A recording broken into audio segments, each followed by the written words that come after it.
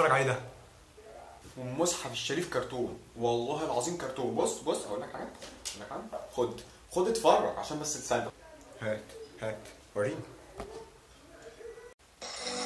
أبي، أين ذهب نشاطك المعتاد؟ دعني وشأني الآن. حسنا، ما الذي تنوي فعله؟ اضبط نفسك، فما الذي سيبقى لك إن خسرت البلبل؟ أبي، لا تقل عني مثل هذا الكلام. لست راضيا عن نفسي على هذه الحال، ولكن ماذا؟ ولكن لا أتخيل لي بلبلا. قد تجده في مكان ما. وربنا ما ده ما اللي بتتفرج يسمى عليه. بالبلبل الأسطورة. الأسطورة؟ اسطوره؟ نعم، لابد أن يكون في مكان ما، وهو أقوى البلابل.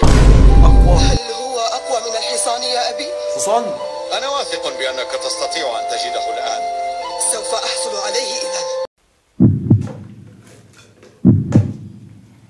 خسرت الفلوس اللي دفعتها فيك. يابا اهدى، يابا اهدى، يابا انت هتعمل ايه يابا؟